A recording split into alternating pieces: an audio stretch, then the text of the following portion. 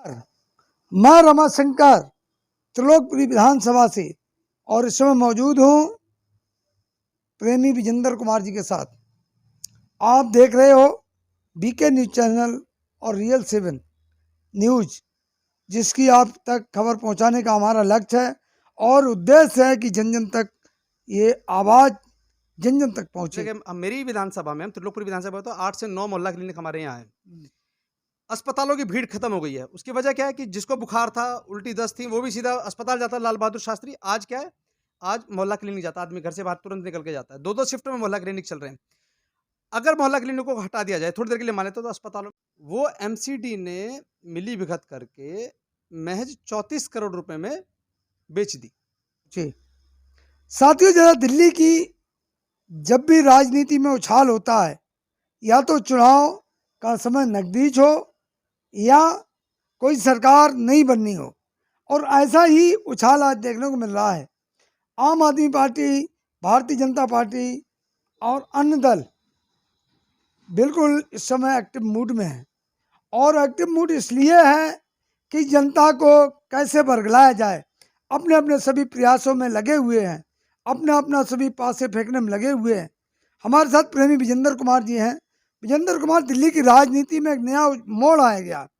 आम आदमी पार्टी ने एक बीजेपी पे आरोप लगाया है नोवेल्टी सिनेमा की जमीन को लेके। क्या है पूरा मामला, बताएं जरा। पहले तो मैं आपका बहुत बहुत धन्यवाद करना चाहूँगा पत्रकार महोदय, और तमाम दर्शकों को मेरा नमस्कार।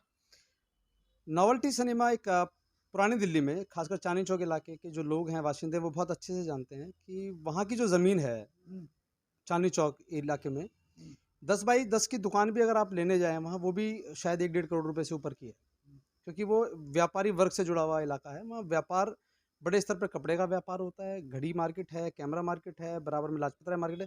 तो उसकी वजह से वो जो एरिया है वो बहुत हाई प्रोफाइल इलाका है बिजनेस के मामले से अगर देखा जाए तो। वहाँ पर एक सिनेमा हॉल है जिसका नाम है नॉवेल्टी।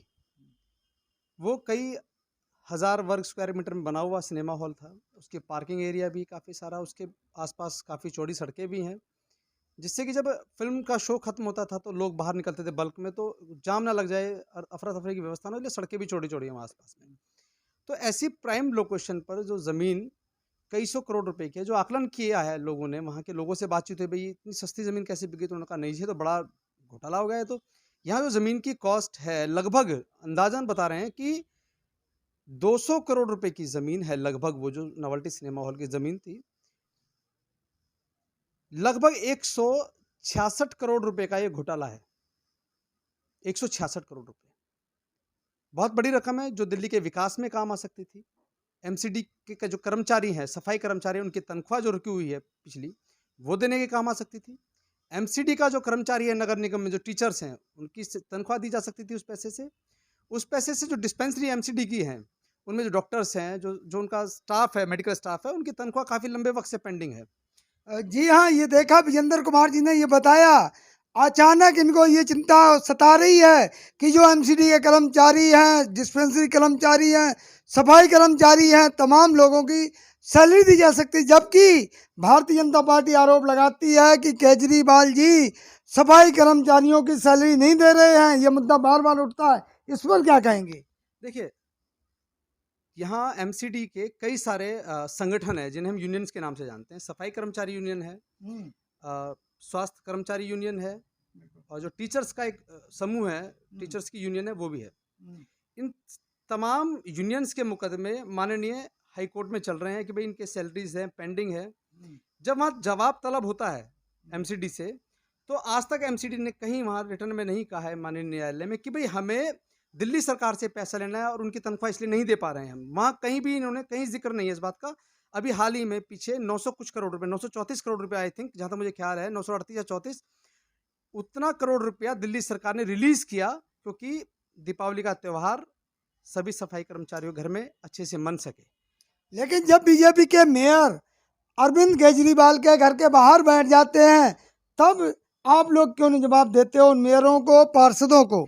देखिए, धरना प्रदर्शन करना इस मुल्क में सभी का संवैधानिक अधिकार है। आम आदमी पार्टी किसी के भी संवैधानिक अधिकारों का हनन नहीं करती है। जिसका जब मन करे माननीय मुख्यमंत्री जी के घर के बाहर बैठ जाएं, माननीय उप मुख्यमंत्री मनीष सिसोदिया जी घर के बाहर बैठ जाएं, सत्येंद्र जैन जी के यहाँ बैठ जाएं, सबका अपना अपना अधिकार है, कोई जिसका जहां मन करे वहां जाके बैठ जाए, हम किसी को उठा नहीं रहे हैं। लेकिन पैसा किस बात का मांग रहे हैं? मसला ये है, पैसा क्यों क्यों क्या मांग रहे हैं कि भाई हमें सैलरी देनी है जी। किसकी सैलरी देनी है? सफाई कर्मचारियों की।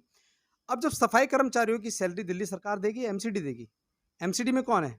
पिछले 15 साल से भाजपा ने कंगाल कर दिया एमसीडी को। आज स्थिति यह है कि जमीनें बेच बेच करके पैसा कमा करके भागने की फिराक में है ये लोग। 200 करोड़ की जमीन 34 करोड़ में बेच दी। बहुत बड़ा मुद्दा है। क्या लगता है आप ये कहना चाह रहे हो कि जो 166 करोड़ रुपया बचा है वो बीजेपी एमसीडी चुनाव में खर्च करेगी? वो बंदरबाट है साहब। देखिए, ऐसा तो है नहीं कि मेयर साहब ने खुद अपने नाम से जमीन खरीदी है, डिप्टी मेयर साहब ने अपने नाम खरीदी है, निगम पार्षद ने खरीदी है। इन्हीं के रिश्तेदार परिवार कुटुंब कबीले के लोग जमीन खरीदते हैं और उन्हीं को मुनाफा देने के नाम पर ये लोग जमीनों से पैसा कमाकर बंदरबाट कर रहे हैं पैसे की।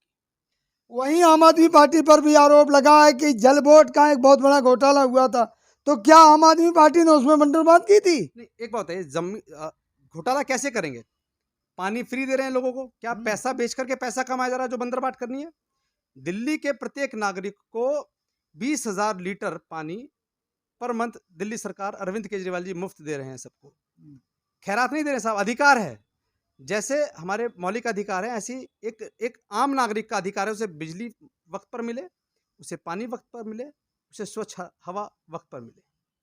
ये मौलिक अधिकार में जुड़ जानी चाहिए चीजें, मेरा मानना यह है। प्रेमी जी, बीजेपी कह रही है बार बार कि ये अरविंद केजरीवाल जी अपने घर से नहीं दे रहे हैं, ये देश को, दिल्ली को खोखला कर रहे हैं, दिल्ली का बजट खराब कर रहे हैं। आप क्या कहेंगे?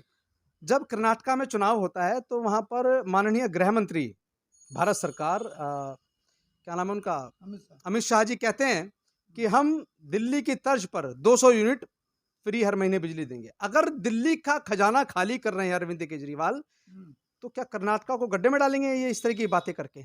असम में जाकर के बोलते हैं कि हम महिलाओं को बस फ्री में बस का सफर कराएंगे। अगर अरविंद केजरीवाल बस का सफर फ्री कराते हैं महिलाओं को, तो दिल्ली गड्ढे में जा रही है, और ये बाहर जाके करते तो बहुत बड़ी तरक्की की बात है। असल में ये राजनेताओं को भी समझ में आ गया कि जनता का पैसा जनता को लौटाया जा रहा है, और ईमानदारी के तरीके से। जब ईमानदारी से सरकार, देखो, या तो हजारों करोड़ रुपए की जमीन बेच करके आप घोटाला कर जाएं, आपको कोई पूछने वाला नहीं है, लेकिन जैसे ही आप फ्री देते तो कहते कहां से आ रहा है? जो प्रॉफिट्स हैं, प्रॉफिट्स में से ही आपकी हिस्सेदारी, दिल्ली की जनता की हिस्सेदारी दिल्ली की जनता को लौटाई जा रही है साहब। सबसे बड़ा आरोप आपके ऊपर एक लगाया जा रहा है, अरविंद केजरीवाल, आम आदमी पार्टी सरकार ने दिल्ली में तमाम मोहल्ला क्लिनिक खुलवाए, और उन मोहल्ला क्लिनिकों पर यह कहा जा रहा है ना तो इलाज की सुविधा है, ना कोविड काल में उनका कहीं इस्तेमाल हुआ। क्या कहेंगे इस पर? देखिए, दिल्ली में मोहल्ला क्लिनिक का जो कॉन्सेप्ट है वो प्रथम चिकित्सा है साहब।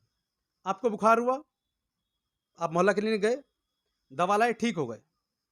अब पहले क्या होता था, गरीब आदमी अस्पताल की भीड़ देखकर अस्पताल नहीं जा पा रहा था, यार मेरा पूरा दिन खराब हो जाएगा, मैं क्या करूंगा जा करके। देखिए देखिए, पहले तो हमें समझना होगा कि आखिर कोविड का चरण क्या है। 3 चरण है कोविड के: जांच, आइसोलेशन और वेंटिलेशन। अब जांच, तमाम जितनी भी डीजीएचएस की डिस्पेंसरियाँ थी हमारी दिल्ली सरकार की जो भी डिस्पेंसरी, सभी में कोविड जांच चल रही थी। जगह चौराहे पर जांच चल रही थी, हम क्या बोलते हैं, कोविड की। अब मोहल्ला क्लिनिक का जो कॉन्सेप्ट है साहब, वो मरीज को भर्ती करने वाला नहीं है। मैं बार बार इस बात को दोहरा रहा हूँ कि जो फर्स्ट एड की जो दवाइयाँ हैं, जैसे खांसी, जुकाम, बुखार, जब लगता है कि भाई बुखार हो गया तो बुखार के लिए अस्पताल थोड़ी जाएंगे आप, तो कहाँ जाएंगे आप? मोहल्ला क्लिनिक जाएं, वहाँ से बुखार की दवा लें और जाकर के अपना स्वास्थ्य लाभ लें। अगर आपको 3-4 दिन नहीं होता तो आपका ब्लड टेस्ट होता है, कई 100 तरह के रक्त के नमूने ब्लड टेस्ट किए जाते हैं फ्री ऑफ कॉस्ट। जो कई हजार रुपए आम जनता के जो स्वास्थ्य सेवाओं पर खर्च हो रहे थे, वो सीधा सीधा लाभ जनता की जेब में जा रहा है। और भाजपा को समझ में आ रहा है कि अगर जनता लाभान्वित होगी तो साहब धर्म की राजनीति, जातिवाद की राजनीति पर अरविंद केजरीवाल के विकास की राजनीति बहुत भारी पड़ने वाली है। वो समझ में आ रहा है, इसलिए मोहल्ला क्लिनिक के कॉन्सेप्ट को कोविड से जोड़ रहे हैं। कोविड का तो कोई लेने देना नहीं है मोहल्ला क्लिनिक में। मोहल्ला क्लिनिक में क्या आइसोलेशन बेड लगे हुए हैं या वहाँ पर वेंटिलेटर की व्यवस्था होती है? नहीं होती है। ये सब बड़े बड़े अस्पतालों की व्यवस्था है। अगर ये सब चीज़ें मोहल्ला क्लिनिक तो एक 20x15 का एक बहुत बड़ा सा पोटा केबिन है, जिसके अंदर एक डॉक्टर बैठे हैं, 2 मेडिसिन वाले आपके सहायक बैठे हैं जो आपको दवाइयाँ दे रहे हैं। ताकि उनको समझ ही नहीं है कि मोहल्ला क्लिनिक आखिर कॉन्सेप्ट क्या है। वो बार बार तुलना करते हैं, जी देखिए कोविड में कोई कुछ नहीं किया। अरे कोविड में क्या, खांसी जुकाम प्रथम सिम्टम्स थे कोविड के, उनको तुरंत तत्काल प्रभाव से दवाइयाँ देकर ठीक कर रहा था मोहल्ला क्लिनिक। नहीं तो दिल्ली की